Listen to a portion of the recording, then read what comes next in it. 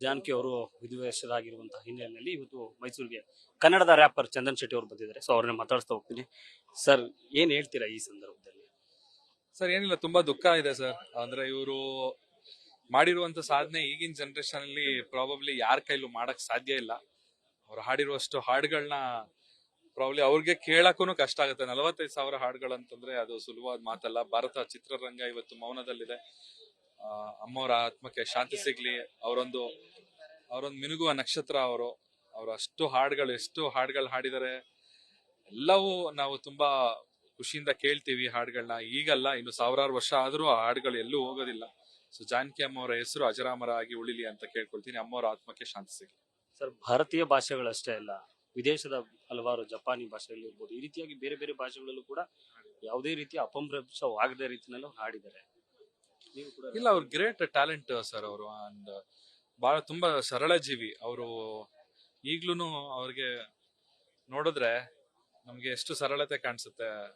ಅವ್ರು ಎಲ್ಲವನ್ನು ತೊರೆದು ಮೈಸೂರಿಗೆ ಬಂದು ಯಾರಿಗೂ ಗೊತ್ತಿಲ್ದಂಗೆ ಯಾರಿಗೂ ಮೀಟ್ ಮಾಡ್ತಾ ಇರ್ಲಿಲ್ಲ ಅವರು.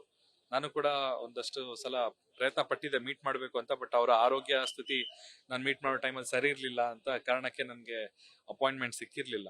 ಸೊ ಇವತ್ತು ಮೊದಲನೇ ಸಲ ಹಾಗೆ ಕೊನೆಯ ಸಲ ದರ್ಶನ ಆಗ್ಬೇಕು ಸರ್. ಅವ್ರಿಗೋಸ್ಕರ ಒಂದು ಸ್ಮಾರಕ ನಿರ್ಮಾಣ ಮಾಡಬೇಕು ಅನ್ನುವಂಥ ಕೂಗು ಕೂಡ ಕೇಳಿ ಬರ್ತಾ ಇದೆ. ಖಂಡಿತ ಮಾಡೋದ್ರಲ್ಲಿ ಯಾವುದೇ ತಪ್ಪಿಲ್ಲ ಸರ್. ಇವರು ಲೆಜೆಂಡ್ ಆಗಿರೋದ್ರಿಂದ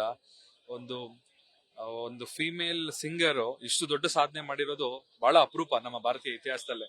ಸೊ ಅವ್ರಿಗೊಂದು ಸ್ಮಾರಕ ಮಾಡೋದು ತಪ್ಪೇನಿಲ್ಲ ಸರ್, ಮಾಡಿದ್ರೆ ಬಹಳ ಒಳ್ಳೇದು ಸರ್. ನೀವು ಯಾವತ್ತಾದ್ರೂ ಭೇಟಿ ಮಾಡುವಂತ ಪ್ರಯತ್ನ ಮಾಡಿದ್ರ, ಮಾತಾಡಿಸ್ಬೇಕು ಅನ್ನುವಂಥದ್ದು? ಖಂಡಿತ ಪ್ರಯತ್ನ ಮಾಡಿದ್ದೆ. ನಾನು ಮೈಸೂರಿಗೆ ಶಿಫ್ಟ್ ಆದಾಗಿಂದ ನನಗೆ ಗೊತ್ತಿತ್ತು ಜಾನಕಿ ಅಮ್ಮ ಅವ್ರು ಇಲ್ಲ ಇದ್ದಾರೆ ಅಂತ ಗೊತ್ತಿತ್ತು ನನಗೆ. ಬಟ್ ಮೀಟ್ ಮಾಡ್ಬೇಕು ಅಂತಂದಾಗ ಅವ್ರ ಆರೋಗ್ಯ ಸ್ಥಿತಿ ಸರಿ ಇರ್ಲಿಲ್ಲ. ಅವ್ರಿಗೇನೋ ಹುಷಾರಿಲ್ಲ, ಇವತ್ತು ಬೇಡಪ್ಪ ನಾಳೆ ಬನ್ನಿ. ಸೊ ಆ ತರ ಹೇಳಿದ್ರು. ಒಂದಲ್ಲ ಒಂದ್ ದಿವಸ ಮೀಟ್ ಆಗೋಣ ಅಂತ ಅನ್ಕೊಂಡಿದ್ದೆ, ಬಟ್ ಈ ರೀತಿ ಸಿಗ್ತೀವಿ ಅಂತ ಗೊತ್ತಿಲ್ಲ.